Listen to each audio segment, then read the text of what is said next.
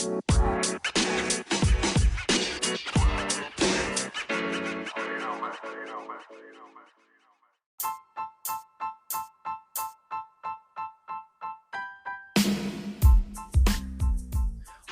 to the most overrated, underappreciated, most watched, underwatched podcast of all time. Welcome to the Prince of Fresh Air. Welcoming the man, the myth, the legend himself, the man who has once wore a Santa Claus costume to the gym to deadlift 500 pounds. How you doing, Austin? They're good, man. You're hyping me up a little too much. The numbers aren't that high these days. You and me both. I know. Life kicks you, right? Yeah, man. What? Oh, my God. Yeah, so, good times. The pandemic gives you a little chance to come back at it, train a little differently, you know? I see people losing weight. I can't say the same.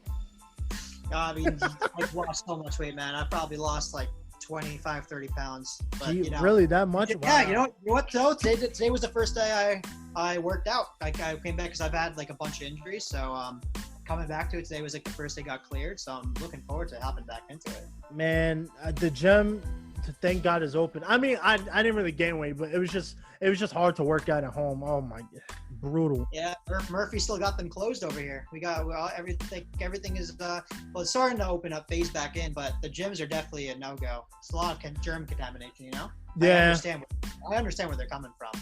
It's a whole mess. You know what? Since we're already talking about it, let's talk about that.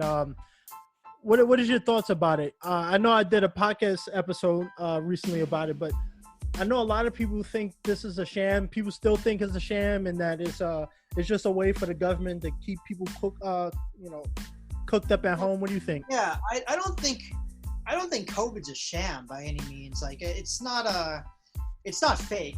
I don't think that. I haven't heard many people say it's. I mean, I've heard like crazy conspiracy theories where it's fake. I mean, you're always going to have some crazy conspiracy theory, right? Yeah.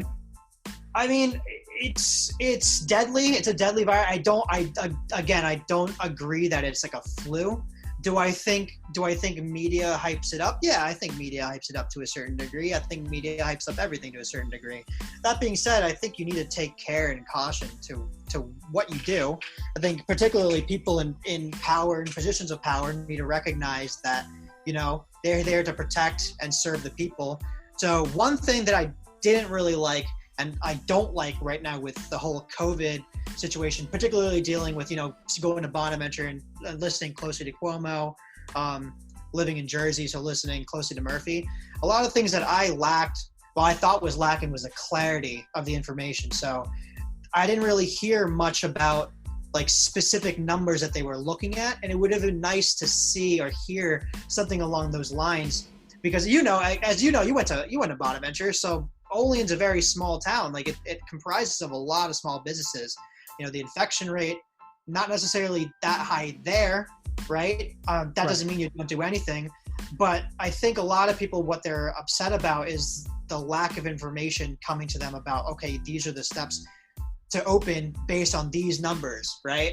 Right now, it kind of seems arbitrary. And again, I don't agree with the whole Florida, Texas opening up just haphazardly. You're seeing a spike of numbers again. It's a tricky subject, man. And it's what the government does. You know me, I'm a little bit of a believer of smaller government, but I do believe that the government should be stepping in to a certain degree. It just depends on. I had an interesting conversation today. It depends on the tolerance to death, which is a sad thing. What is our tolerance to death comparatively to how is the economy doing? It's a hard question to weigh that out. No one really has the right answer. Right. So I get, and you can go into, you know, what the federal government's doing comparatively with the state government's doing. I personally believe that, you know, state governments should have a lot bigger of a say of how they run their state and how they open their state, and the federal government should just be there to back them more so than us looking at the federal government for guidance, because, you know, Iowa is way different than New York City. So it's a different game you're playing. And, you know, the task force, you know, they might be good, they might be bad, depending on how you look at it. I don't think they have enough manpower to be able to handle, like, looking at each individual state there, and coming up with some guidelines. So that's just my 2 cents on it. Yeah, it's a tricky situation. I said this before. I think the problem becomes, you know, when this whole thing started, everybody said, "Oh, you know, the Trump and the government have to do better. You know, they should have put us in lockdown faster." And then what happened? He said, "All right, you know what? We're gonna let the states handle it themselves," because people were complaining that he was forcing, you know, states to abide by the rules. And then look what happened after that. They complained that, you know, he wasn't doing enough. So it's just like, yeah, I mean, you gotta take what Trump says with a grain of salt. Even being a Trump supporter, you gotta. I'm not saying I am, but like some of those guys are so entrenched in like the Trump movement that they have no room to critique something or someone. And I think that that's important to be a politician, is to say, hey, like we did certain actions, and all I'm looking for is the acknowledgement of what they did. Acknowledgement of maybe we made a mistake, maybe we didn't make a mistake, and then go from there. I'm not expecting everyone to be perfect. I'm just expecting there to be some type of logic I can follow, right? That's all I'm really looking for. And the results can speak for themselves, and based on what you do with those results, you know? Exactly. You know, I don't want to. I think everybody kind of have their opinions about COVID at this point, but I wanted to really talk about something that's been going around lately and very controversial, because a lot of people are on the fence about this. The Rayshard Brooks shooting, the Wendy murder. I watched the video. I'm sure you watched the video. But you know, before I give my opinion about it, what was your take on it? You know, especially with the cop now being charged with felony murder. What do you think? Yeah, so I think in order to really appreciate what happened, you have to look at the history of the cop. And from what I've been told, the cop has actually had some complaints, but in the past, where he pulled out a gun on people, you know, driving, whether it be good or not good. I know the attorney general or the district attorney, whoever's charging the cop right now with murder, actually cleared the cop of a prior conviction, I think a couple days before, something crazy like that. So again, like the blame goes on both sides in this situation, right? Like, you can't, like, from what I've been told, and maybe you can correct me if I'm wrong, from what I've been told, the guy was under the influence of something. From the video, it seemed like he struggled. I know when I was looking it up, in Georgia, a taser is technically considered a deadly weapon. That all being said, obviously, shooting someone in the back, not acceptable, right? Was it? It's hard for me to say. Was that race motivated? I don't particularly think so, right? I think this is, again, more of a case of police brutality. Police education is needed. But I think, I don't think that this particular instance was really a case of police brutality. It just happened to be a black man who was killed, right? I mean, if you can show me like some clear, hard proof that this guy was like, yo, that's a black guy, I'm going to shoot him. Then I'm like, God, like, I'm completely on your side. Racism has no part in their justice system whatsoever. You know, especially me being a person of color, and you being a person of color. I think we can both agree that race shouldn't have any take whatsoever, right? Growing up in Olean, I'm sure you had your fair instances with the police, so you know how race can play a factor in targeting people. And I don't disagree that it's out there. I do think it's out there. Just does this case. Is this case racially motivated? That's the first question that needs to be asked. Right. It's funny you mentioned the Olean and the police thing. You know, one of the things I always said was I've never had a bad experience with police, believe it or not, even though I am a big dark chocolate man, of course. Yeah. I've never had a bad interaction with them. You know, I've done some stupid things in high school, but most of the time it's always been respect, polite, and I'm not going to say that just because I've never had a bad experiences that other people haven't, because I know my brothers have had, you know, bad experiences with police. One thing I do want to say, though, regarding this case, and I think what's happening and why people are saying that because he was a black man, he ended up getting shot, is because we're on the heels of George Floyd, which is, I mean, a tragic thing. Yeah, what a video, man. What a terrible video to watch. It's sickening. Like, Again, though, like you have to look at the facts of the case and say, was this racially motivated? And I don't know. Like, I mean, I haven't looked too deep into the history of I know the cop himself was a little bit sketchy. I've heard different accusations flying around. Could be racially motivated. Absolutely could be. I'm not saying it's not. And things like that can happen. But one thing I really disagree with is the idea that the police are just as racist as they were like 10, 15, 20 years ago, man. Like, yes, racism I think is still lingering within the system. I'm sure you've watched a couple Ben Shapiro's videos of. Oh yeah. And to a certain degree, honestly, like I disagree with him in the fact that like he says, point me to an instance of institutional racism and I'll protest it with you. And I think what that argument really does miss is that sometimes that racist act or sometimes these racist people are not that overt. They may not that overt, or maybe it's they're overt, but it's too late. Someone's ended up dead, right? It's right. really hard to fix that. And I mean, I have several ideas of how to fix the police problem now, but again, George Floyd, terrible thing that happened. Something needs to happen. Something needs to be fixed. But the response is the response. The response I'm also sticking with. To be quite frank with you, the response is crazy to me. Yeah, I so one of the things I did over the last couple of days was I was watching a bunch of videos, and like you said, you want to be open-minded, so you try to see both sides of the argument. Yeah, but Steven Crowder, he did a recent a video for his YouTube channel, and he talked about the officer in question being charged with felony murder. And one of the things he said was, we're jumping, through hoops and bounds now, charging him with felony murder. And it wasn't, premeditated. It was just a simple fact. And it's unfortunate that he was a black man, but, he grabbed the taser and apparently assaulted the cop. So, I mean, yeah, there's something to be said that did they have to shoot him dead? No, I mean, but at the same time, it's easy for us to say, as people who weren't in that situation, what you would have done, because if you're, you never know what's going to happen. You don't know if he tastes you, if he run you over, or, he pulls out a gun out of his car, you never know. So, and that's no way saying that what they did was right. But I think you have to be open-minded about this and realize, like, okay, yeah, cops are, trained to handle certain situations, but, you have a guy who, assaulted a police officer and stole his taser, and now, they're chasing him. So what do you do? I mean, well, to your point, like, the one thing that is one of the most scary things to me, and I don't think many people are talking about it, is like you said that they kind of rushed to get a charge out, right?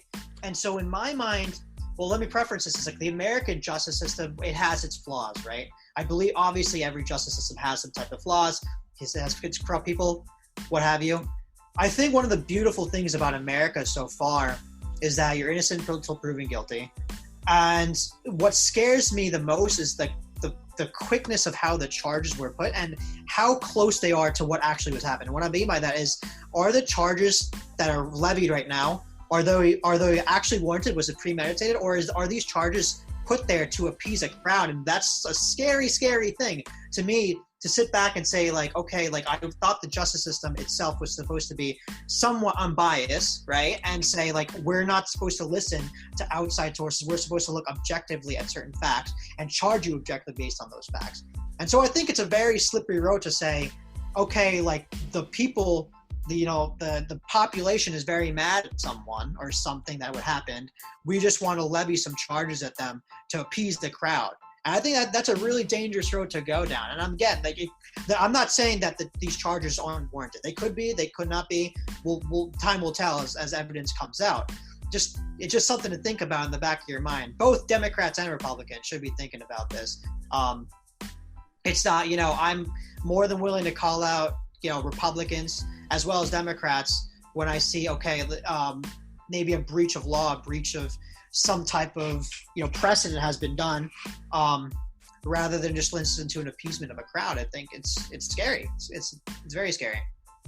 Yeah, it's one of the biggest issues, and you touched on it really good, was the fact that people are rushing to get charges out, which I understand, especially with this climate, on the heels of George Floyd and the divide with the people and the police.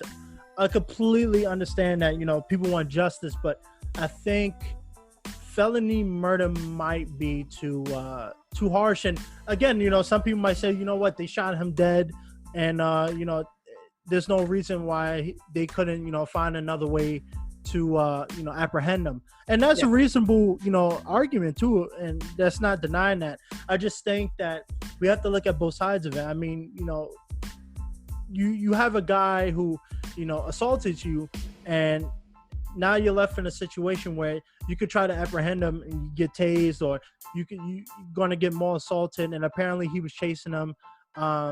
So it's one of those things where I think we have to take a step back and really evaluate everything. And one of the things too about this was, I was watching a DJ Vlad video, Lord Jamar, and one of the things he said was he never takes anything on face value, because he feels like, especially with the movement now, the Black Lives Matter stuff and the George Floyd thing, is that he feels that like this could be a conspiracy theory in his own right, but he thinks that the government is cooking up things to riot people, especially because people are all cooped up at home. So you never know what actually really happened. A lot more could have happened that night than people are letting on. And so that's another, interesting take about it. Yeah. And to your point, like you were just saying about, trying to find ways to apprehend him. And again, I think that's a little scary. You should be more looking at, okay, this is actually what happened. This is what we can charge him with, instead of, okay, let's try and find some charges to hit him with, to stick him with. That way we get him,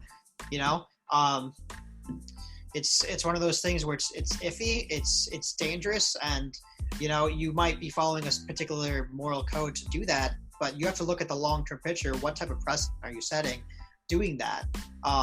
You're opening up all kinds of venues. It's just something to think about too. Like, it's, again, I don't want to say that for this, I'm not talking about this particular case, but just in general, it's just something that people have to think about, that people are very hypocritical when it comes to, their person in power, their topic at hand. And, sometimes they give more leniency to that comparatively to something that they're against. Right. I think, and it's hard to not be biased when you're, especially today and age, when people are so, emotionally attached to their cause, and that's a good thing. Like, people are trying to get educated. I think maybe in the right, maybe in the wrong ways, but at least people are trying. It's certainly better than it was a couple of years ago, where no one even knew who the Secretary of State was. 10, 15 years ago, no one knew. I couldn't even tell you. Exactly. No one knew who the Attorney General is. Like, I think it's one of those things that you have to look at the positives, what you're getting out of it. Everything you have to look at what the positive you're getting out of this. So that's one of the positive things. At least people are getting at least more active in what they do. Let me ask you. So have you been following like the news lately about the two Hollywood actors that were recently accused of sexual assault and rape? Justin Bieber was one of them, right? Yeah, I found that out today. That was a surprise. It's crazy. Again, like, they could have done it. Like, you never know. But I remember, actually, I don't know about the second actor. I know the first actor, or the first celebrity, Justin Bieber. I remember seeing that today, and he came out with a stack of documents of like receipts, text messages, emails saying where he was, and that's good, man. Like, it's scary in today's like cancel culture.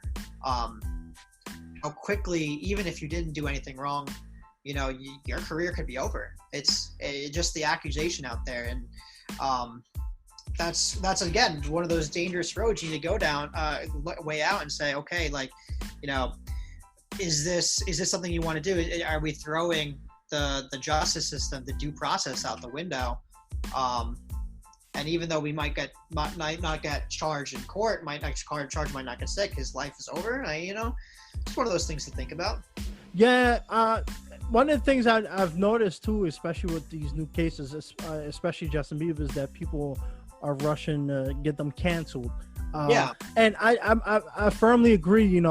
where our rights is you're innocent until proven guilty. You're not guilty until proven innocent. Yeah. And and that's why a lot of people are, I won't say against, because obviously, a lot of people who are accused end up being convicted, but a lot of people just don't like the fact that they're just rushing to prosecute people over allegation with no evidence and no proof. I mean, I think a lot of this is coming from a good place too. I think most of our politicians, our leaders, our people aren't looking at different things and saying, oh man, we want to really screw someone over. We really want to, levy a charge that's false against them. I think people are trying to act within their own moral code. And I think it's something to at least be appreciated of, right? I just think it's really hard to control biases. And that's something that everyone should be aware of and strive to work.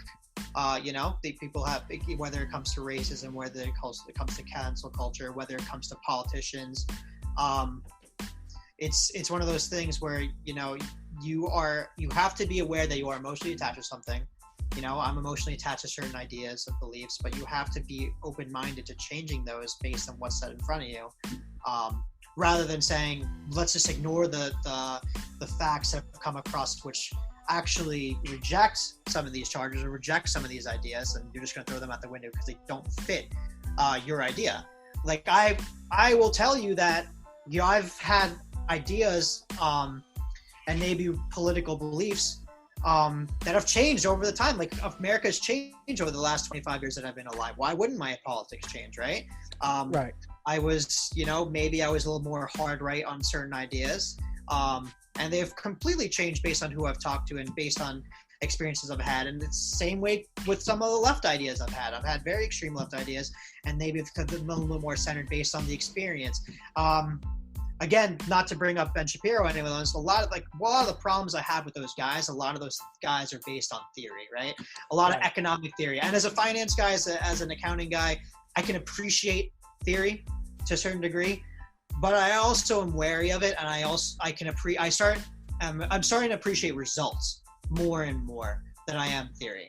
I think it's really, like I said before, it's really important to acknowledge what you've done, like the things you've supported, and say, this worked, this hasn't worked, maybe I've been right, maybe I've been wrong, and change it. I don't think you should be demonized if you change your beliefs either. Of course, people have changed their beliefs in the last 10 years. Like to judge someone based on something that they've done 10 years ago, depending on what they've done, or their beliefs 10 years ago, you would hope that they've been presented new information and they've changed for that. I appreciate that. That's one of the biggest things I appreciate in politics. If someone can say, okay, here's some of the things I've done wrong, or here's some of the things I have supported that are wrong, and this is the things I'm going to do to change that. It should be that way. I think we all grow up and we all learn from our mistakes, and I think we live in a society now where we condemn people for their mistakes. And I'm not one to be a hypocrite. We've all done things that a lot of people don't know about, and if it ever came to light, we get canceled too. Because certain people are in the spotlight, one thing comes to light, and next thing you know, they want them all. They don't deserve another chance. You gotta get them out of there. And it's just like, man, people learn, people grow up, and give people time to change. Because sometimes people might not have changed their views or what they've done, or regret what they did. But a lot of people, learn from that, and they realize, what, I messed up, and it's time for me to correct that. And I think you have to give people time to do that, because nobody's perfect. Nobody on planet Earth is a perfect person who, follows the Bible through, every word it says. Yeah. And, I think people need to stop being hypocrites. Well, I think if you foster that environment of okay, you've made that mistake, you acknowledge, you're okay with people making the mistake, right? And you're willing to say, we're willing to accept you back in, or we're willing to bring you back into society like that. I think that you would see a lot better progress in some of these issues than canceling all completely. Because take it this way, Donald Trump, right? Donald Trump has said some really questionable, really misogynistic, borderline things in the past, right? Right. And not, again, no excuses for the guy, man. The character of that guy, I have nothing to say about it. Nothing positive to say. That being said, I think one of the reasons why he got into power this day and age is because the typical response to some of these allegations, some of these things that have been said, have been, oh man, we apologize for it. And the society's like, nope, you apologize, doesn't matter, you're canceled, you're done. Donald Trump, I think, recognized that. To his credit, he recognized that, and instead of apologizing into it, he doubled down on it, right? He doubled down on a lot of things he said. I rarely have seen Donald Trump, if any time, back down on anything. And I think that's partly because of the society we've kind of created these days. Like, if he was to do some of these things, admit some of his mistakes, I think that, you know, he would be canceled pretty fast, faster than he is right now. There's a reason why he's president, you know? Yeah, I think Donald Trump, I know people hate him, and I personally find the guy entertaining. I think at the end of the day, people gotta realize he's not a politician, he's a businessman. So like, he doesn't get caught up in the whole, you know, you have to write down the speeches and, you know, you have to follow the company rule book. He goes on Twitter, does whatever he wants, and at the end of the day, he realizes, you know, when he leaves office, he's done. He's going right back to being in his businesses, and you know, nothing's going to change for him, really. He's going to go back to Twitter and do whatever he wants to. Yeah, I mean, politics is tricky nowadays, dude. I always try, when I try and converse with someone, especially politics, especially someone who disagrees with me, right? And even for me, who tries to stay as middle ground as possible, obviously I'm going to have disagreements with people, right? There's people who are more into, you know, socialism than me, right? I'm more of a free market guy. There's more people into globalism than nationalism than me, and when you're discussing with these people, you need to come with an open mind. You need to be kind of sincere what you're doing, and you can't demonize the other side. But when I'm talking to these people, I think it's really important to avoid the politician. I think it's really not a good idea to argue politicians, because I don't think any politician can really encompass you. No politician really encompasses me. I would rather just talk about the actual issues themselves than defend someone like Donald Trump, right? Right. Like, even with this election, right? Like, Donald Trump does not encompass like a lot of my beliefs. Neither does Joe Biden encompass all my beliefs, right? And I'm forced to pick between the two right now.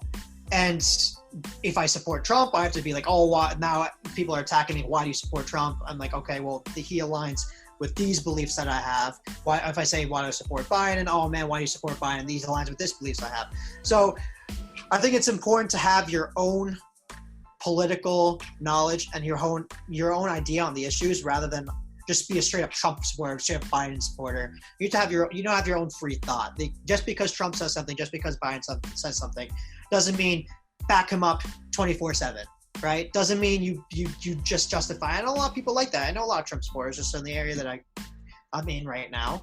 You know, up in Olean, like, for being in Bonaventure anyway, like the Bonaventure community itself is a little more liberal. So I know a lot of people who are supporting Biden, Bernie, who refuse to call out anything that they do.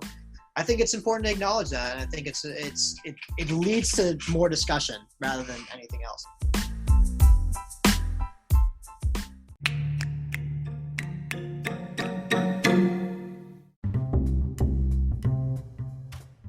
Yeah, you know, the reason why I had a hard time answering that question is because I've never, you know, had that moment where I had to think about it, you know, because, you know, to be honest, you know, a lot of my friends who are white, you know, some of them got more tickets than I do, and you know, and so it's one of those things where I think it is based on the person's experience, how to answer that question. But one of the things I will say is, I think the biggest issue that comes with a lot of issues we face as minorities is the way how media and films portray us. Like, just for instance, you know, I'm an actor, so, you know, I see the breakdowns of roles and stuff, and I won't get too much into it just because, you know, I don't want to do that. But for the longest, they always portrayed black people as gang members, you know, thugs, rappers, you know, always got the big chains on and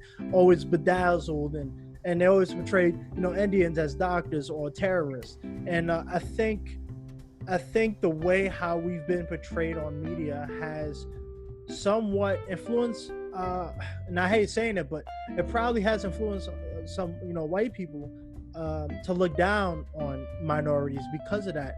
And so, while I've never experienced, any problems with the police or anything, I have noticed that, because I am a big, dark guy, that if I'm walking down the street and it's dark outside and, I see, a small white person walking down the street, they might think twice and cross the street. And whether that's racist or not, or, something against black people, is something to be said. It could be, but it's something a lot of people don't talk about. But even for me, I grew up in the projects as a kid. There was times where, growing up, and if I see a big dark black man walking down the street, and I know who he is, I cross the street because I don't know what he might be up to. And that's not to say the person is, a gang member or anything, but it's just one of those things where people judge off appearance, and that plays into racism too. And I think someone had asked me if I think racism will ever end, if we will ever get to a point where race isn't a problem or something like that. And I don't think so. There's a lot more to be learned, and it's one of those things where until we start, like, the generation now is a good foundation for the future. I think 30 years from now, it'll be a lot better than it is now. I think that's where we disagree. I actually do think, for the most part, racism can end. And actually, to touch on your point, so you were talking about media, right? You're talking about, like, how the media portrays things. You have to look at the last maybe 30 years ago, right? Maybe 40 years ago. What was the picture idea of success in America? And, like, most people would say, the white picket fence with a golden retriever dog, they probably, blonde hair, blue-eyed guy, kid, whatever. I think it's important to acknowledge that was, like, the social, success in the United States. And I think it's important to change that, right? I think media has a really powerful role to play, and I think they should start playing in saying, okay, maybe, like, success is measured in different ways. Maybe you don't just have to be that, that white person with that white picket fence, that job, that golden retriever, that family. Maybe success is measured in this way and this way. I think once media starts showing that more and maybe, like, kind of influencing in that way, I think you're going to see more of a tolerance towards that, where it's like, because now, even again, growing up where I grew up, that was what a lot of people were shooting for, right? And just I thank God I've had a lot of chances to travel around, not only the country, but globally. I've been able to travel to India, I've been able to travel to Australia, to England, and I think it's important to understand that there are different cultures out there. I think we're starting.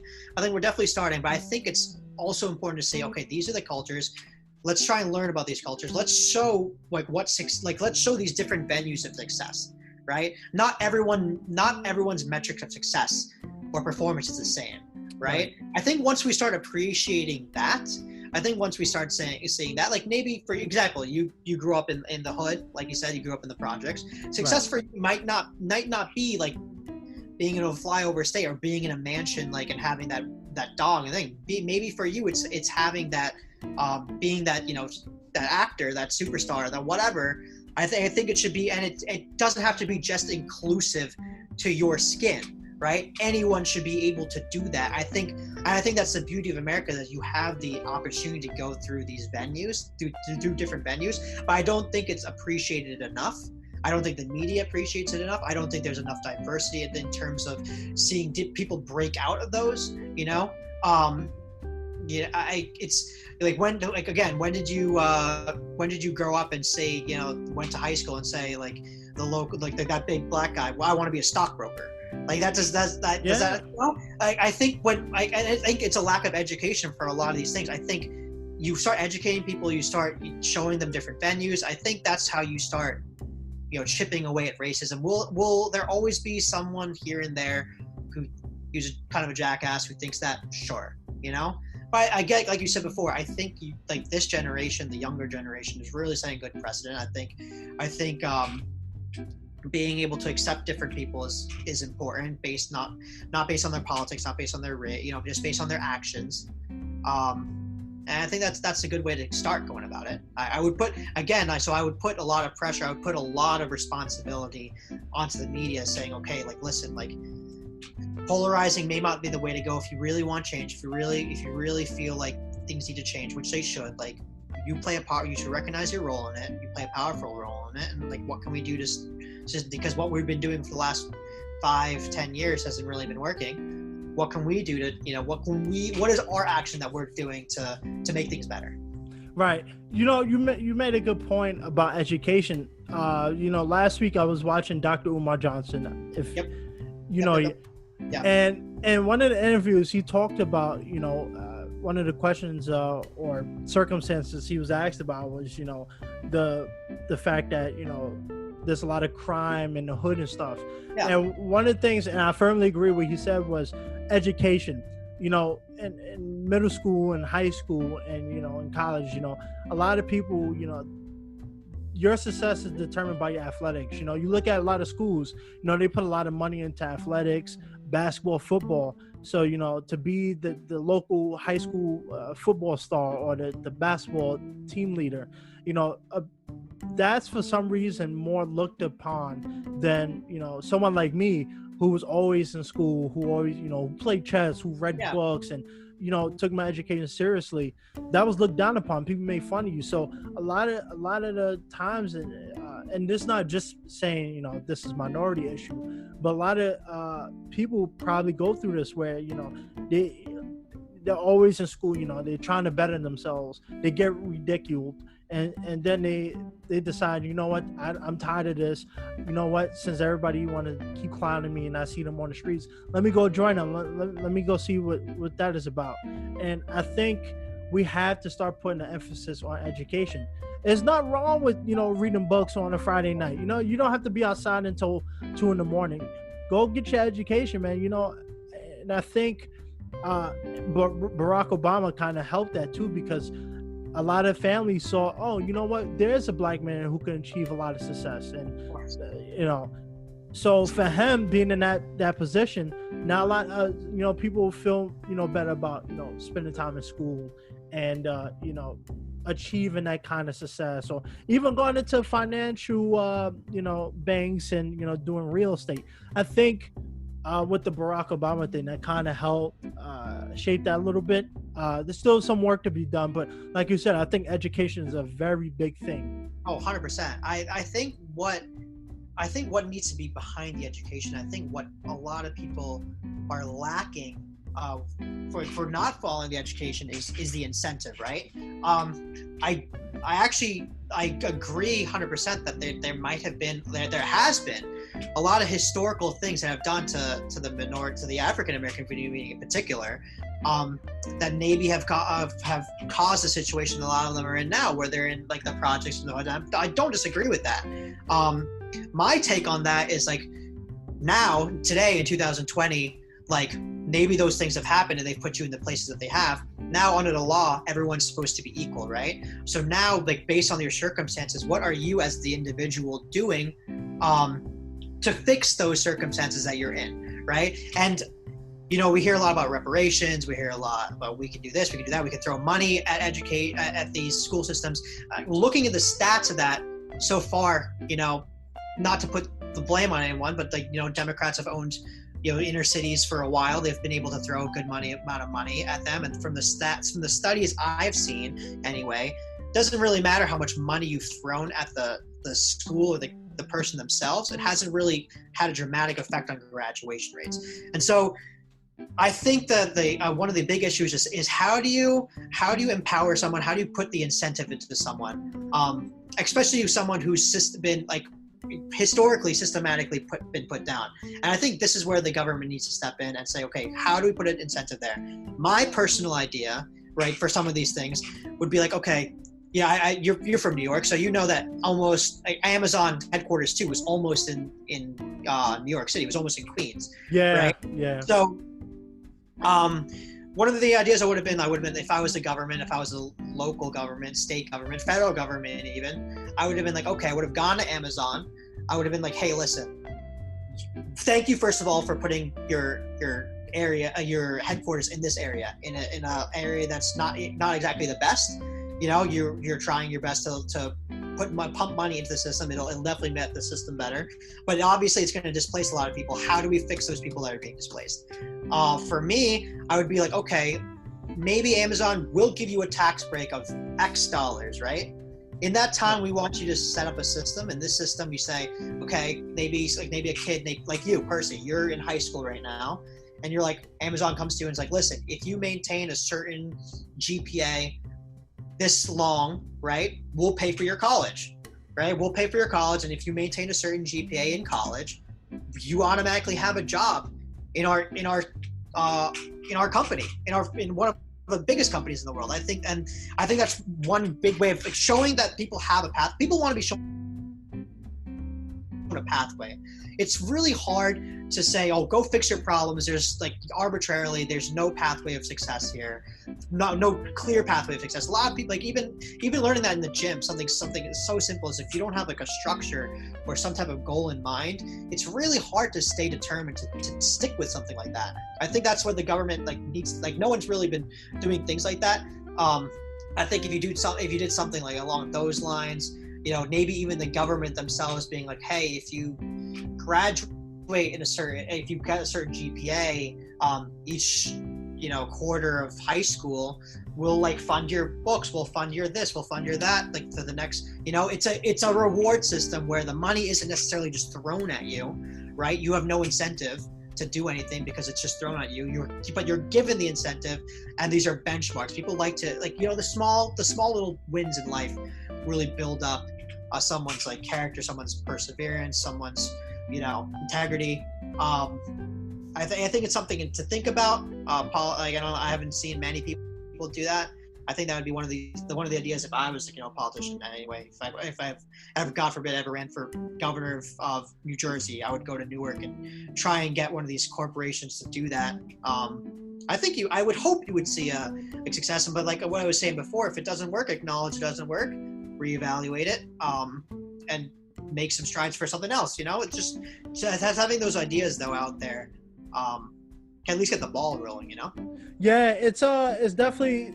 I think when it comes to education, the only thing they're really looking at is college, and you're seeing that there's an increased amount of people who aren't trying to go to college despite the fact that they want to, is because there's no reason why you go get your master's degree and you can't find a job. I know a few people who there's a job they want so bad, but the qualifications just disqualify them altogether. They want you to have 5 years of professional experience. I mean, where you getting that from? You're gonna have to go and find something that does that, but then that has a requirement fee. No, the necessity, I think that's one of the biggest lies we've been told as a generation, is you absolutely need to go to college, right? If you're looking at the numbers right now, trade jobs are rapidly declining. There's a huge need for trade jobs right now. Plumbing, electricity, mechanic. Man, you go into those trade schools for 2 years, not even a quarter of the cost of some of these colleges. You're going to come out with an education that rivals the starting salary of some of these guys, man. One of my buddies right now, he just graduated electrician school, and he's probably starting at 60, and that's nothing to sneeze at all. Plumbing can make a good amount of money. All these things, that goes back to the idea of success doesn't have to be measured one way. The idea of success is open. It's stability, right? I measure what a politician does. I measure how someone successful is by stability, right? The family, the person is not really hindered by people around them. They're able to follow their pursuit of happiness. They're able to be stable and hopefully provide a little bit better to the generation below. That's how I would measure success, and in a vague term, right? But the way you get there is so open to so many different ways, and I think that people have really lost that idea. And I think that goes back to education, saying that, hey, like these are ideas that are out there. Like the guidance counselor specifically, in high schools and colleges need to be able to be open-minded and say, like, maybe colleges aren't like the only venue. Maybe this career isn't the only venue. Maybe that, so and the media helps put a little bit of imagery into that as well. So there's just things to think about.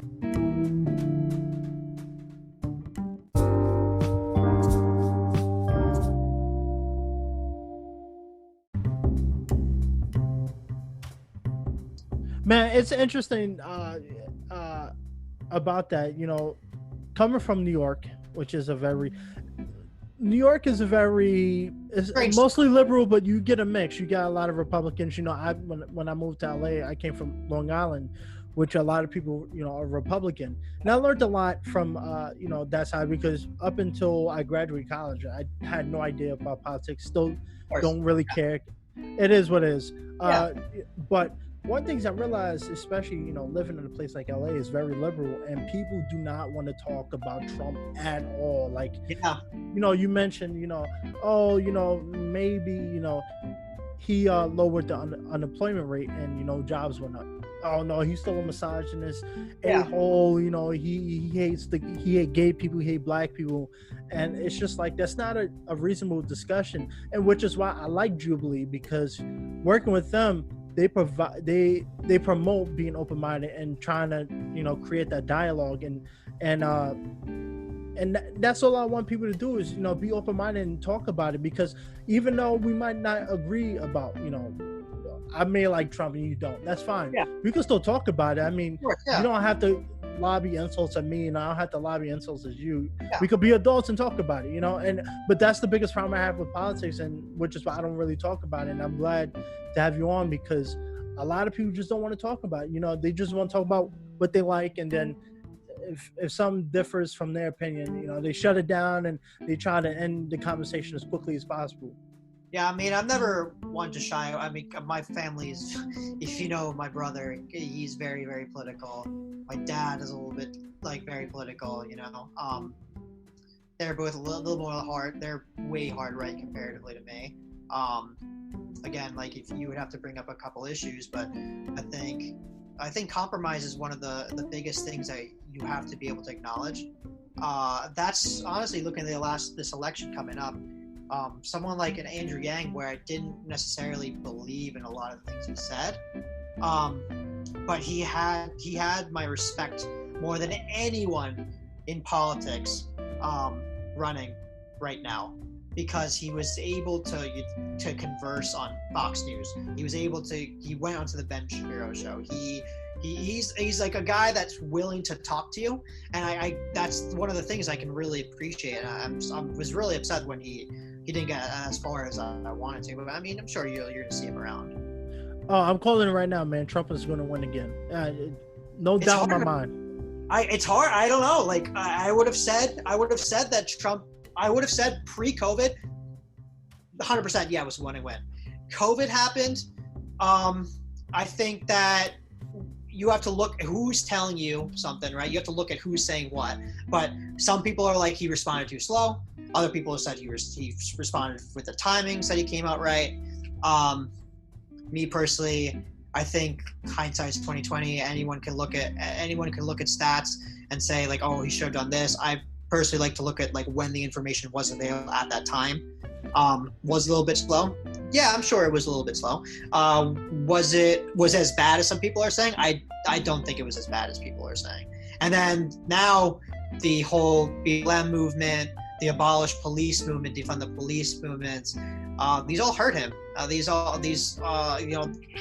He says that his rally a couple days ago, or I think was it 2 days ago, that it was not as well attended, and maybe it was partially due to that whole social media movement to book his tickets. But I think it's also because he's losing a little bit of support. But I think it's important to keep in mind that right now, where you are, where it is in the polls timing wise, he's the exact same spot as he was against Hillary Clinton. So time will tell. It's going to be, I think it's going to be a close race. I don't believe the nonsense I see where it's a landslide this way, a landslide this way. I think it's going to be a relatively close race again. But summer is long. I just saw that Biden signed up for 3 debates. Things can happen. The economy is not doing so hot right now, and people are going to be voting with their wallets as well. People don't realize that. I think social movements are important as well.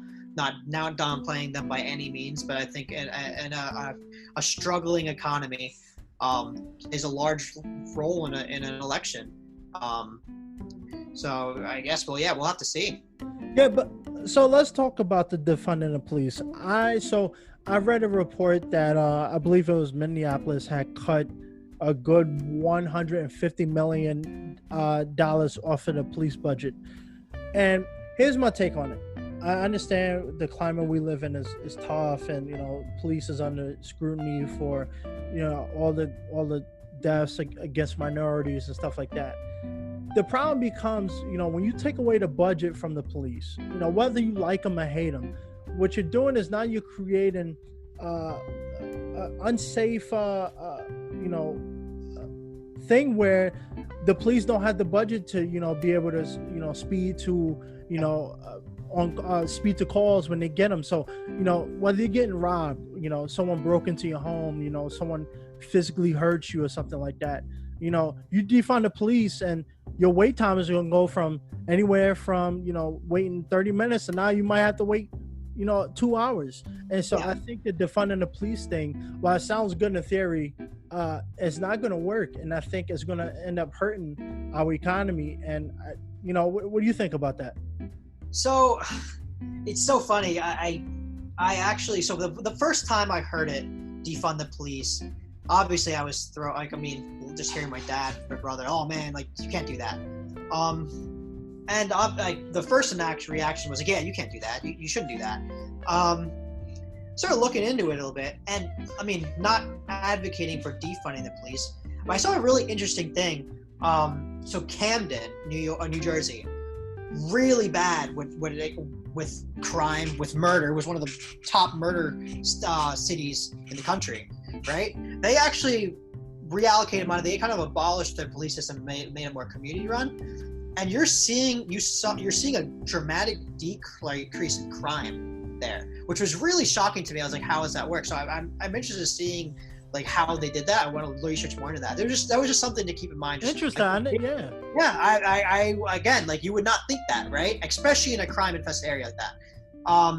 That being said, I think saying defund the police is not, it's too vague of a terminology for me, right? So I think, first of all, I one of the things I thought is, like, if you want to make something better, like I've never heard of someone like, let's make something better by taking money away from that, right? If anything, you put more money into that. Okay, so that's one tidbit I had. And again, like these are just random thoughts I'm having through my mind when I'm trying to levy out what to do here. I just had a discussion with someone from high school about it, and I do agree that there is a lack of an emergency system for mental health, for example. The police are not necessarily geared or trained to deal with those problems.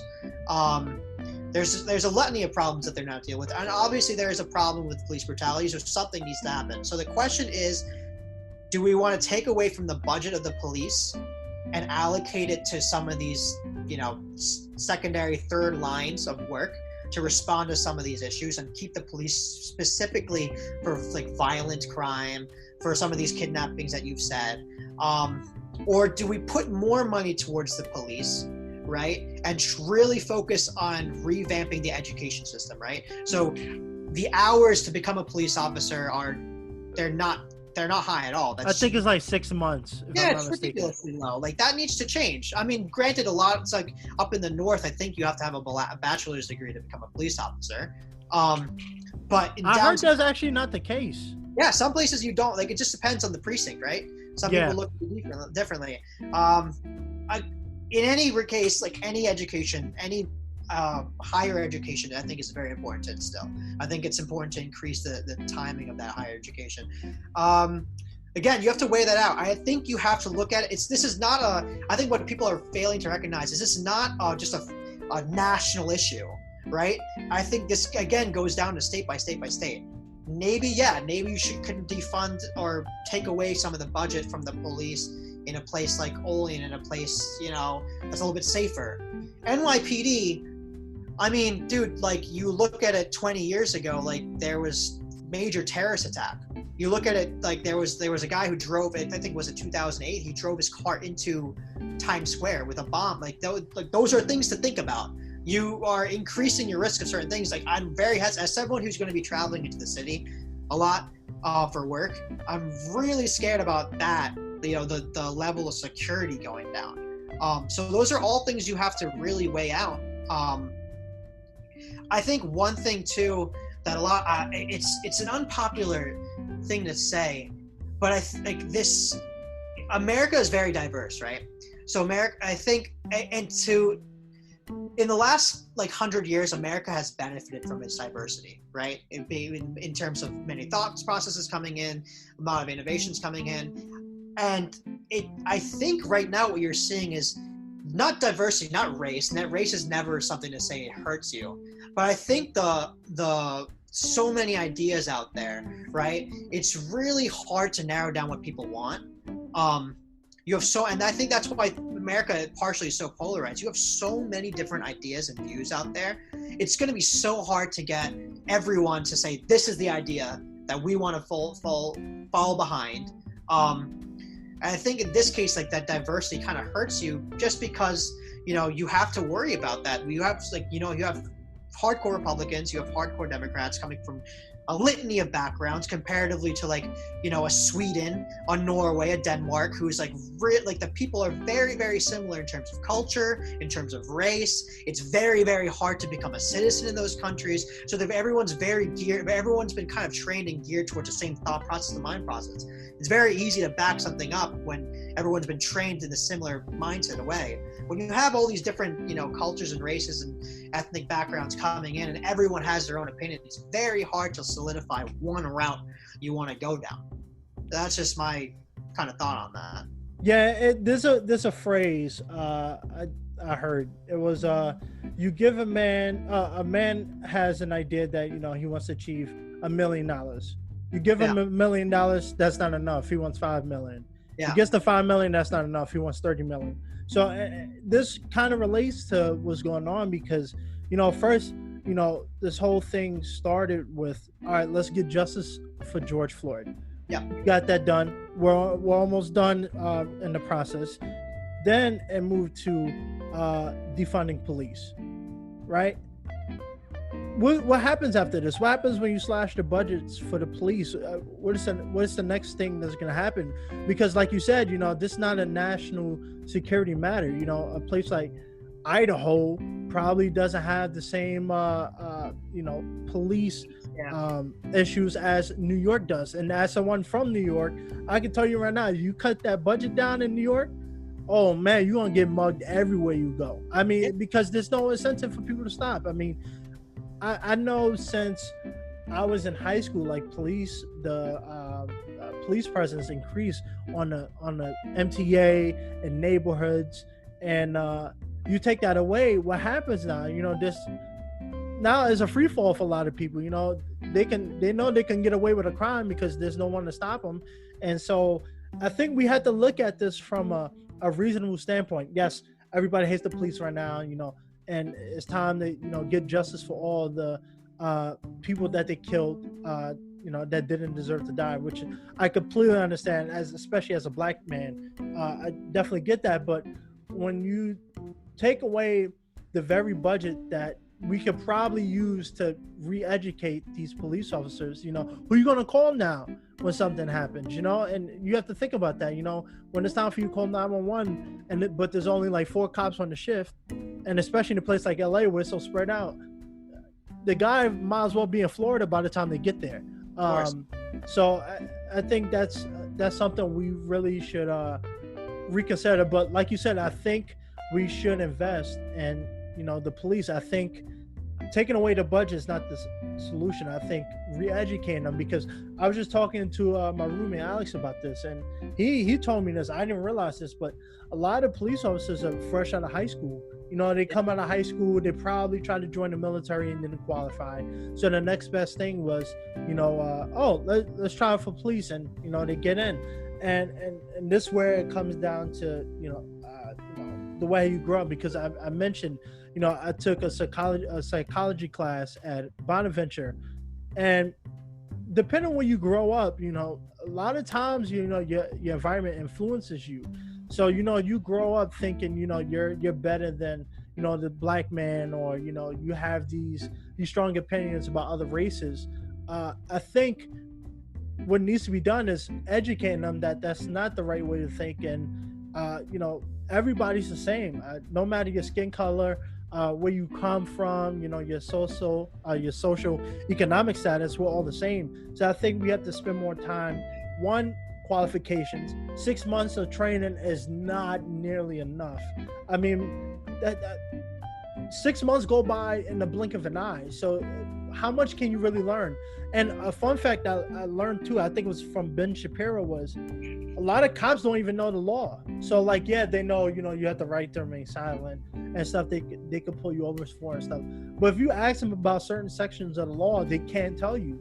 And that's a big issue. I think we have to spend more time educating them, amping up the qualifications. You can't just, you know, come out of high school, do 6 months, and become, you know, get a gun and a badge. That's part of the issue. You know, you give someone, well, lack of training and life experience, such authority over people. What are they going to do with it? Of course, a lot of them are going to abuse it, because now you don't want with the gun. So if you don't follow me, you know what you're going to get. Yeah, and that's the biggest issue with that. Well, to bring up something you said. So you grew up in Long Island, right? New York. I lived in Long Island after I graduated. So, kind of curious to say, what is your opinion on like white privilege? Do you think that exists? I think I've never really thought about it. I never really thought about it, mostly because I've never seen it. But I talked to Don. I'm sure you remember him. He went to Bonus with us. Yeah, and he did mention like he feels that like this instances where he gets away with it because he is white. So this is where I'm in disagreement with a lot of conservatives. I actually do agree it exists. I'm actually 100% on the boat that it exists. I think it's important to know where it exists. So just to give a little background, when I went to middle school, when I went to high school especially, right? I grew up in a extremely white area, and it wasn't that I was being graded differently. It wasn't necessarily that I was being targeted differently. It was more the mindset that came behind it, where it's hard to admit, but like at a certain point in my life, I was really unappreciative and I didn't appreciate my skin color, because I was like, man, like this kind of puts me at a disadvantage compared to some of these kids at school. Maybe not economically, maybe not when it comes to colleges, but in terms like that social interaction with a lot of people, depending, corporate America is a lot of it's white. Like, it's hard to break into that, or even to have that relation with someone, right? You're talking to your boss. You're talking to someone who's in a little bit higher position of power than you. They're white. There's certain cultural references when it comes to that white community that, like me, I just will never know.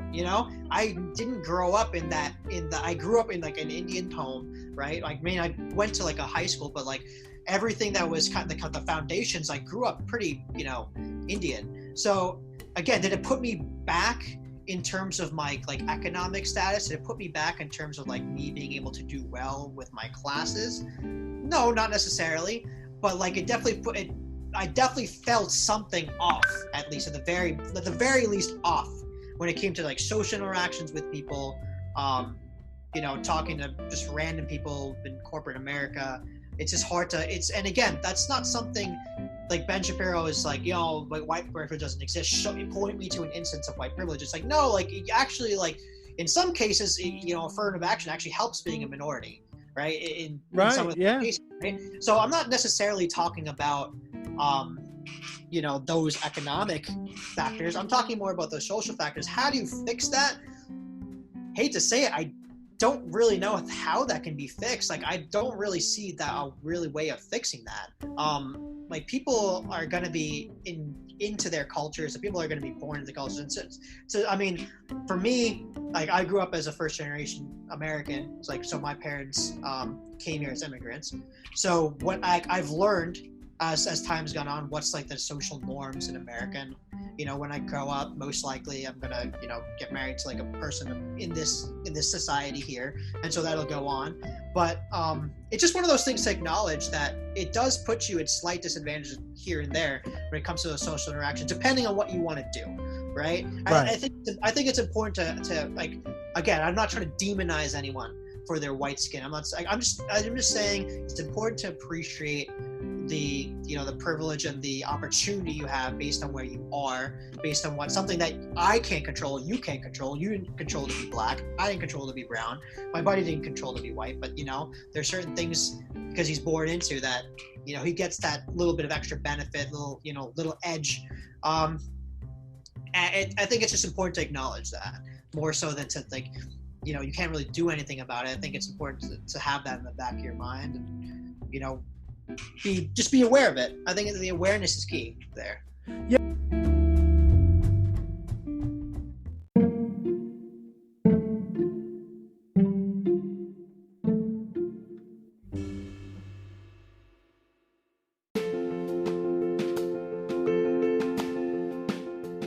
Yeah, you know, one of the things that opened my mind about that was I was watching a Jubilee video where it was college dropouts versus college graduates. Yep. And it's sad to say, but a lot of the college dropouts were making money. You know, they didn't have $100K in student loans, and, you know, they couldn't find a job that was able to pay their rent and, you know, pay the student loans at the same time.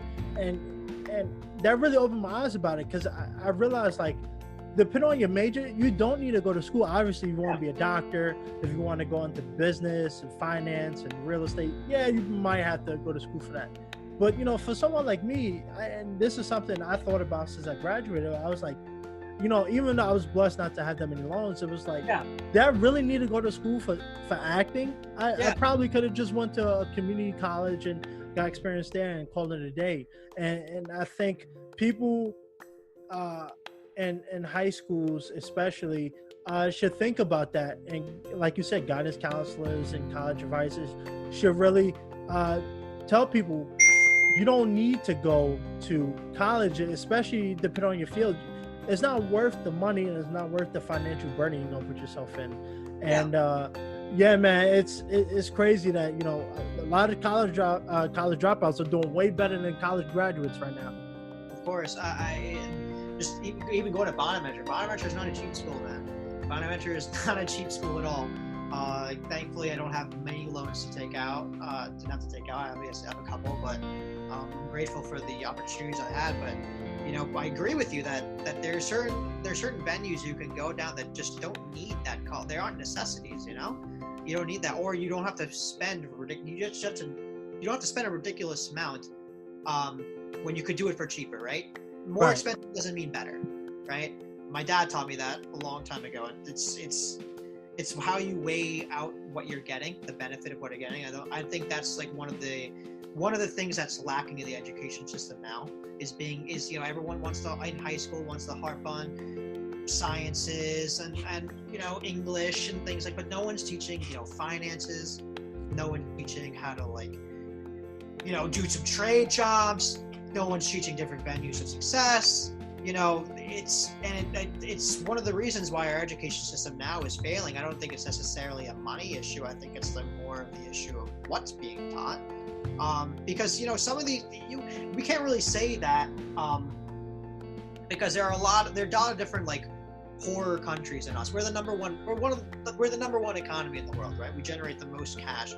And to sit here and say that we have all this cash and yet all these systems are failing us, there's an issue there, right? There's something, again, to be open-minded about it and to take away from some of these other countries, maybe some of these European countries. My fellow conservatives might not like it, you know. Maybe there's something to not take away from those countries that more of these conservative, like more of these liberal people can take away from, like based on like some of the, the failures we're seeing around the globe. I think it's important to keep that in mind. We're not using our diversity right now. We're not using the melting pot how we should. I think like the last 15 years, we've kind of just really gotten, so caught up in our own self, we're not willing to look out. Whereas, 50, 60 years ago, maybe like that wasn't the case. Maybe it was more of a opportunity. I remember, Andrew Yang saying that like half the Fortune 500 companies, right? Half them at least are either made by immigrants or children of immigrants, right? So the opportunity.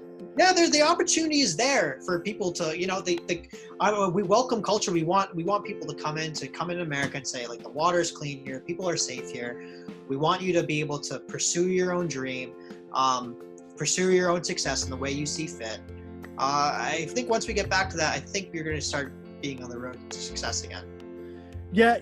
So I know, not to go too far left with this, I know you want to talk a little bit more about the political, election coming up this year. Yeah. But one of the things I wanted to mention, despite all the badness came with the pandemic, one of the good things I've noticed was that finally there was a way for Republicans and Democrats to finally come together and, work together. That stimulus check, which is why I said Trump is probably going to win. I'm not going to vote, so I'm not going to complain about who wins. But, they work together to create a bill that, obviously you can't fix everything with one bill, but they provided enough, financial reward for people to, get up on their feet and, not have to struggle. And I think that was a good thing that came out of it, was that they're finally, they found the way to kind of work together. Obviously, they still butt heads. Yeah. If we can find more ways for people to interact one another, then we could possibly see a much better system. But as I mentioned that, what is your takes? I know you touched on it earlier. What is your takes about the presidential debate and stuff coming up? So first off, just before I go into that, I agree that like it's good. It's a heartwarming thing to see that, okay, we have different ideas, but like when it came down to it, that they passed the stimulus check like that. Like I applause to them, because that's great. What I will say about that, which is a little disappointing, is it shouldn't take like millions of Americans off their jobs, off their insurance, almost near like ruining their lives, people dying, to be able to come to a compromise like that. That shouldn't be the case, right? I think that people need to be way more open-minded to say, okay, I understand my ideology, I understand their ideology. 9 times out of 10, you're not going to convince the other person. I'm sorry. Like the way you're going about it, definitely not going to convince, because you're trying to insult them, you're trying to degrade them. Not going to work, right? That needs to change, right? And I don't know how that changes, especially again coming to this upcoming election, right? And so your question was what do I think about the upcoming election? Yeah, because I'm not someone, the only reason obviously I was trolling when I said Trump was definitely going to win, but I'm not too familiar. I never really get into politics. So the election itself, it's hard to say, man. Like what my personal opinion is that Trump, again, pre-corona, pre-BLM, I think Trump had secured the election, right? I think it's really important to acknowledge its weaknesses, right? I think it's really, really important to say, okay, he was slow in the COVID reaction, debatable, right? Right. And again, time will tell. The debates will show.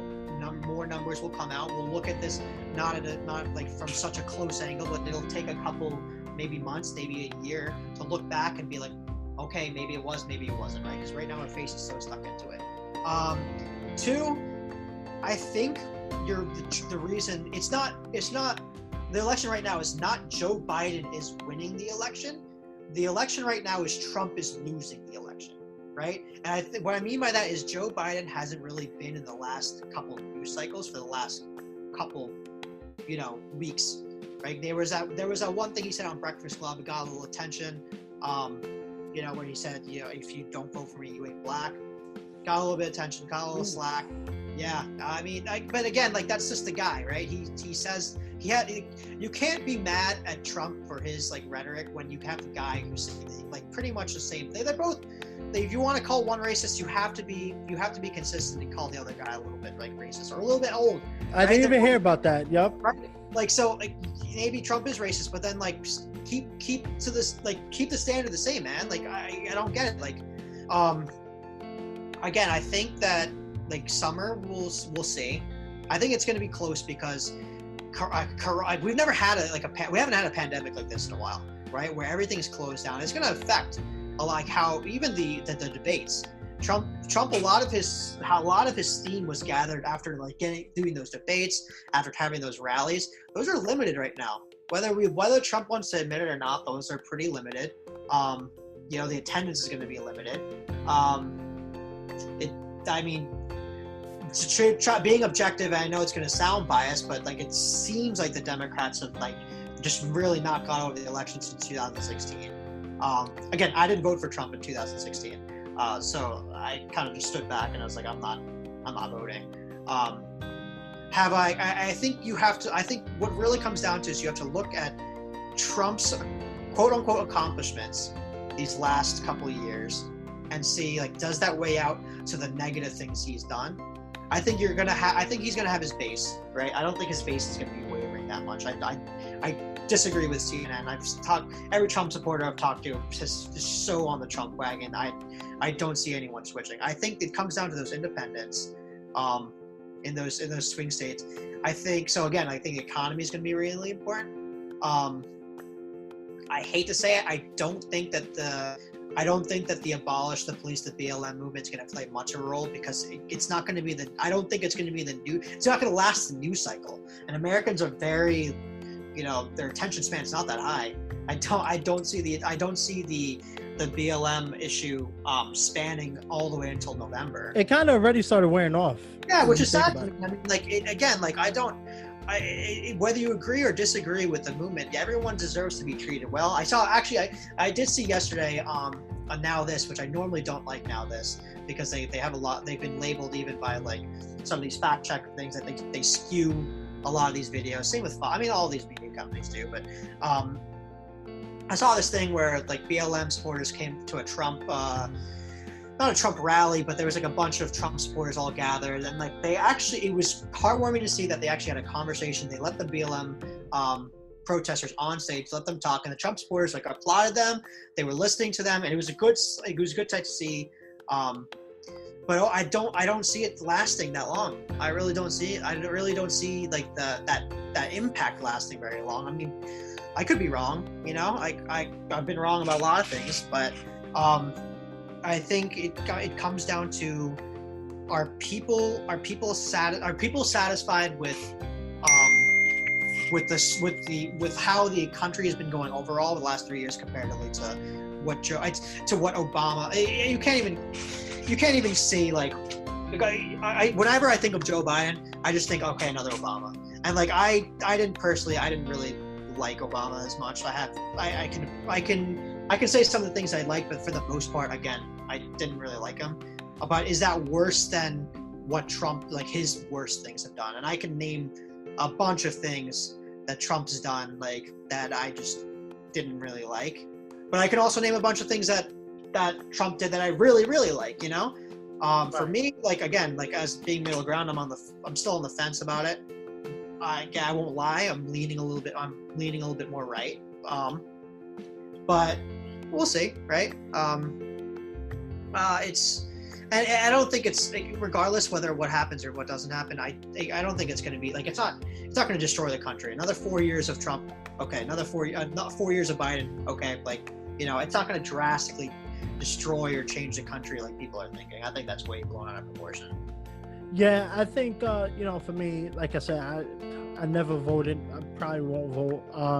But one of the things I will say is, if people take away the disdain for Trump, from his tweets and stuff like that, just take that away. Yeah. You have to just look at what he's done and the things that he think he could work on. and see if what he has accomplished outweighs the negative. And I think for me personally, I think if I were to vote, I might vote for him, just because one of my biggest selling points for Trump is he's a businessman, and one of the biggest issues we always face as a country was financial burden. We've always been in debt, trillions of dollars in debt. When Obama left, I think it even went up. So I think we've seen a decrease with the. Sorry about that. No, it's fine. It happens. Tom Cruise almost called me.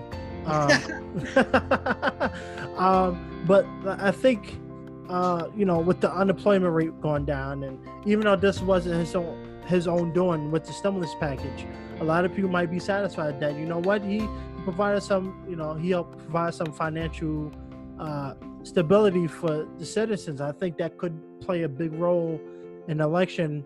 And based on reactions I've seen so far, I think a lot of people are going to vote for Trump. But I think it's interesting to see how it plays out for sure.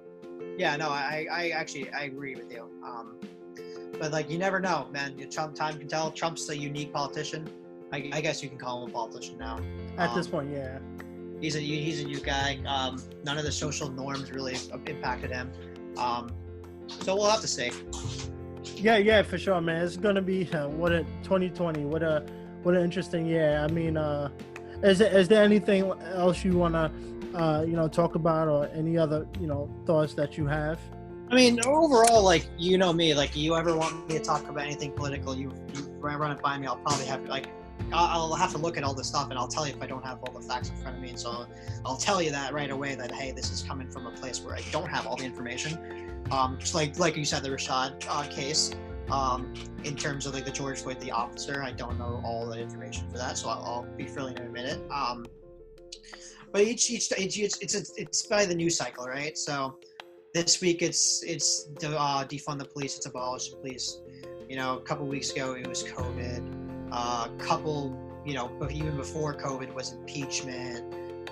Before impeachment was Mueller. There's always going to be something to talk about, right? It always seems like there's something to talk. For me personally, I like politics, so I enjoy looking at all that stuff. Other people, they really hate it. Other people just want to move on with their life. I personally would love to have a career in politics one day, small, big, whatever. But you always have something to throw by me. I'm always willing to give you a little comment on it. Man, I working with Jubilee kind of opened my mind when I'm thinking about doing this. Probably. Maybe not something like a middle ground, but probably having you and I'm assuming you identify with the right? I like to say I like to say I'm an independent, right?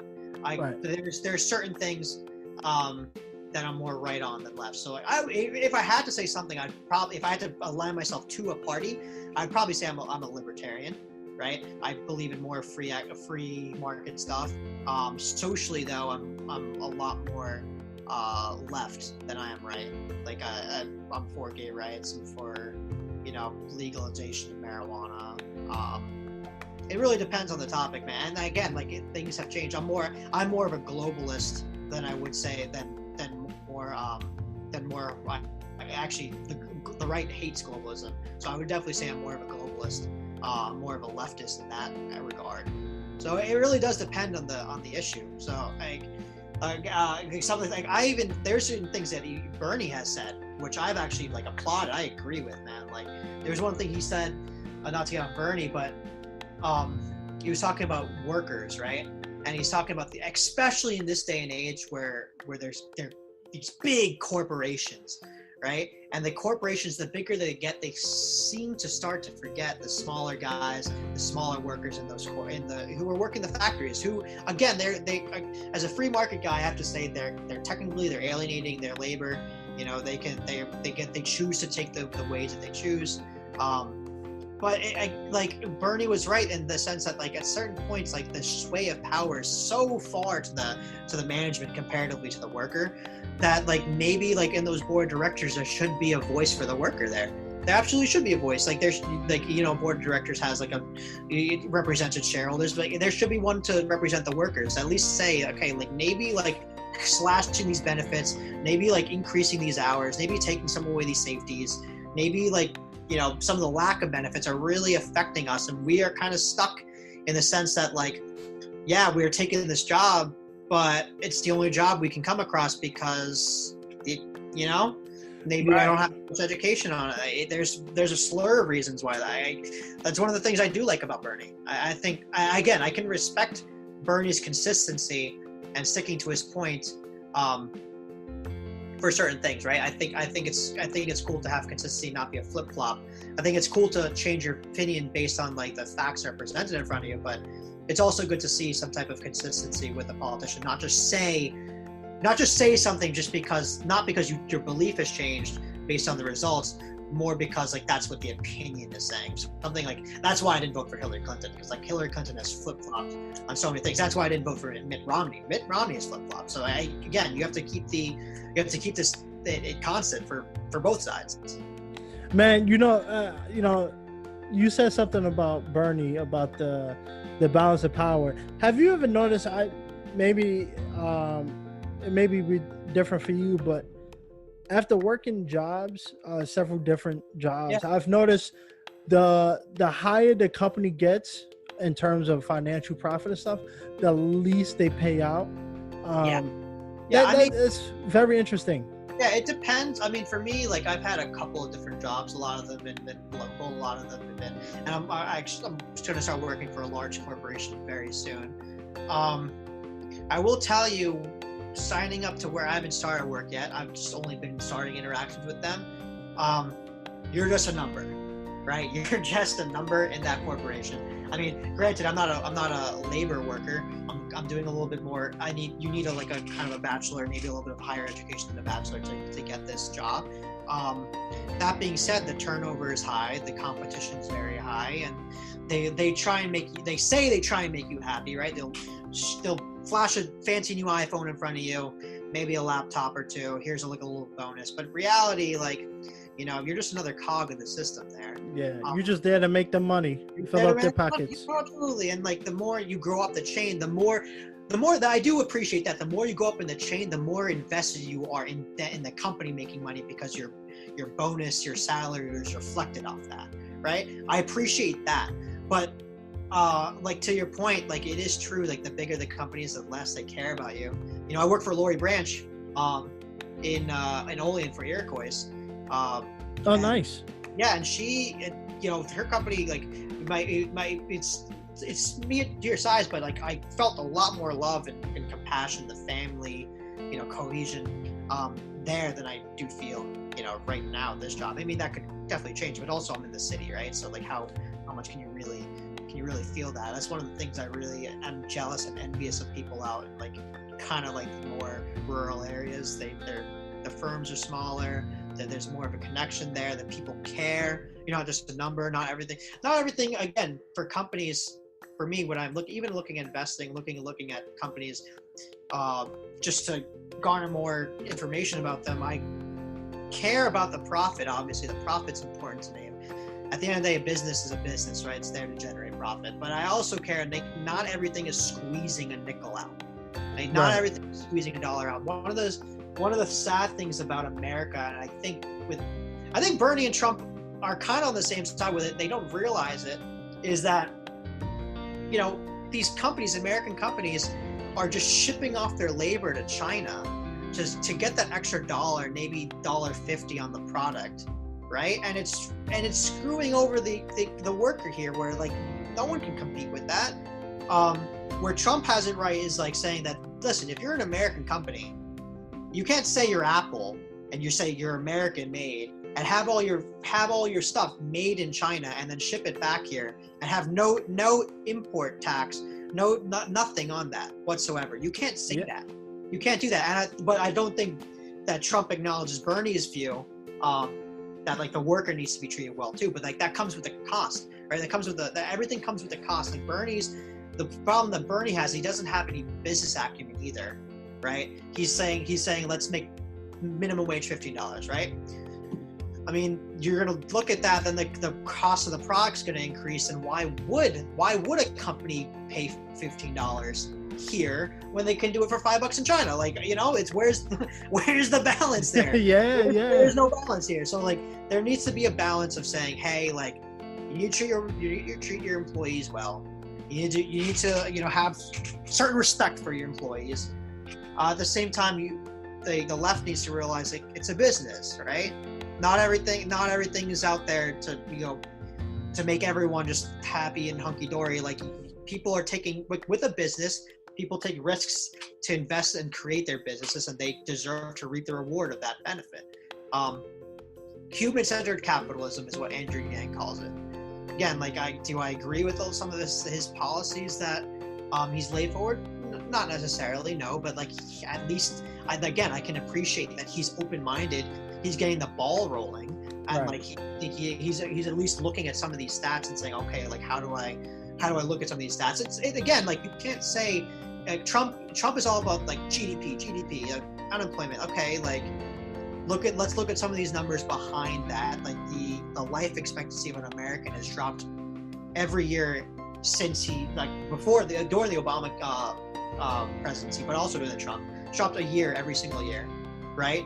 The labor participation rate is, you can say that unemployment's, you know, 3%, but when your labor participation is 67%, that's equal to things like Salvador and Cuba. Like, I mean, how can you say your economy is doing well when half the people are, like, a little bit less than half the people aren't working, or people are dying? Like, you know, these are things to weigh, that not everything is money driven. A lot of things are result driven. I think you need to appreciate that. I think, you know, people, it's a debate whether, like, you know, income inequality is important compared. I think, you know, my idea, Ben Shapiro thinks that income inequality isn't an issue. I personally think it is an issue, because not necessarily the way that they're achieving the income inequality, but more so that your society is as good as the people that are invested into that society. Right. So if people are seeing that, wow, like, all this wealth is just skyrocketing towards that 1%, you know, and not saying that, like, there's much you can do about that. It's just a thing I'm pointing out here. I don't have a solution for it. But why would you feel invested into society then, when you see such a big gap between the two? And it seems like it's widening, where like the 1% of these rich people are living such a different lifestyle comparatively to maybe some of the lower brackets. You know, it's crazy how much Jeff Bezos. It's crazy how much Jeff Bezos has. It's insane. Yeah. And like, again, is it immoral? Did he get his money immorally? I mean, no, he followed the law. Like, he did. We all benefit from Amazon. Everyone I know benefits from Amazon. Everyone loves Amazon. So my hand goes up. Yeah, you have to weigh that out, man. Like, it's one of those things you have to weigh out and say, like, okay, like, when does it become an issue? How much should people? What is a cap of when people are not being invested into their society, right? The less people are invested into society, the more these numbers are coming out, the more people are getting addicted to opioids. You know, there's a reason for all these things happening. These are just things that need to be addressed. And I think a politician, Andrew Yang was a politician. I don't think he executed very well, but I think once politicians come out like that, more of like his style, I think he started a ball rolling. I think once more politicians come out like that, I hope you would see a shift in American politics. That's what as someone who wants to go into politics, that's kind of what I aspire to do. It's like, I really would love to I love talking to people especially the opposite side. I love talking to people on the opposite side, and not in a debate format, because a debate format, you know, you're just trying to one up points, one up there. Right. It's more of like, okay, you believe this, I believe that. What can we do about, how can we like satisfy both sides enough here and still get the benefit of the American to the American people? Because that's all that matters at the end of the day. Is like, how do the American people benefit? Not us as politicians to get points, scores, you know? Yeah, there's a lot that we as a nation have to work on, and you know, one of the things I wanted to leave on was, it's to the point where a lot of things are getting lost in the sauce. I know people joke about that term, but it's true, man. There's a lot of work that we need to do to get this economy back up, from unemployment being at an all-time low, and to, just life in general. Like, life right now is just in shambles for everybody. And hopefully with this election coming up, they can start putting policies that can benefit the American people. And one of the things you mentioned was Jeff Bezos. This man, I remember, it was like 2 months ago, he made like $10 billion in like one day. Yeah. I mean, I never benefited from the COVID. He benefited, like the stock has gone up since COVID, so he's been benefiting. Like, people are all home, right? So they're all shopping online. Right. You're gonna see some type of spike. I mean, is that his fault? No, not really. Like, people are benefiting from that, but it's funny. You see these things in finance, particularly the finance world, where things get so big, and no one says anything at all till there's a large explosion, till there's a large default, because people are so content with the benefit that they're getting right now, right? Not necessarily, not just the people who are the shareholders of the company, but also us as the consumer that benefits a lot from some of these innovations. Like, the one thing I will hate is socialists and like not appreciative of like some of the innovations that have come from capitalism. That's one of my biggest pet peeves about socialism, is that you're saying all these things after you've reaped the benefits of capitalism, right? You want to tax the 1%. Well, where do the 1% get a lot of their money? Because majority of wealth in this nation isn't passed down. The majority of this wealth is self-created in this nation, right? I think it's something like 75% of the. I have to look at the stat again, so don't hold me to that stat. I couldn't even tell you. That's the majority, right? And then at the same time, we have to recognize that we're not a slave to capitalism. Capitalism is a tool, right? There's things that in it that's not necessarily perfect. I think it's the best system that's been developed so far. But there is just issues, and you should be able to reflect that these are its issues, right? Like you said, like a corporation, right? You shouldn't have to be able to move from like the town you grew up in, from your parents' graves, to like go take a job, the only job that you can get in the middle of nowhere, because that's the only job you can get from a corporation. Like, that's not, what you have to protect your citizens, and that's not protecting your citizens at all. And these are things that need to be addressed and answered for, right? These are things that need to, like, if that means slowing down companies' growth by a little bit, if that means like halting innovation to some degree, right? And you would have it's scenario based, so I'm not just going to say like that's okay. But if you showed me the benefit of that, one of the things that he keeps rambling on about it, but one of the things that they're saying is the technology is increasing. So, like truck driving, for example, truck driving is like I think the single highest job that men get after graduating high school that don't go for their college degrees. And you're saying like things like Tesla, saying like things like Amazon getting these self-driving trucks and cars that would displace all these Americans in such a short amount of time, that would be catastrophic for the economy. It would be awful for the economy. And like, but capitalism says like, that's okay, innovation is good, and like these people will find jobs. Like, it's like, no, like these are robots. We're not slaves to the robots. Actually, like, we can look at these things objectively and say like, maybe not history doesn't answer for everything. Sometimes you need to like act and create your own precedent here. These are just things to think about. And, people have to stop living in the past. People have to start thinking about things new. Not everything can be answered from history. Things can, but not all things can. People need to learn from this COVID epidemic. What can we have done to make it better? Maybe there's, again, as someone who leans a little more right, I'll 100% go against the Republican crowd, saying globalism in this case is very important, because if people had been if China had been more open-minded about it, if other countries have been open about what they're doing, and like maybe there's a set procedure about, okay, these are the procedures that need to be followed once there's some type of pandemic release or anything, maybe we wouldn't be in the situation, right? And hindsight's 2020. Things need to, like, you can't blame people. We didn't have the facts. Now we do. So what are we going to do with the facts that we have now? I think that's the most important thing. That's the most underlying thing that any politician needs to have. These are the facts that we've learned. These are the things I've chosen to do. I can acknowledge these things that are either good or bad. What can we do to make them better? I'll leave it at that. Absolutely, man. There's a lot more that we're definitely going to discuss in a later episode. And I'm glad I was able to have you on, and I'm looking forward to the next one. Thanks for having me on. I can love to talk to you more anytime you want. Yeah, absolutely, man. $5,000 coming my way, right? I appreciate it, buddy. Yeah, no problem, man. Take it easy. Thank you. Me too. All right, man.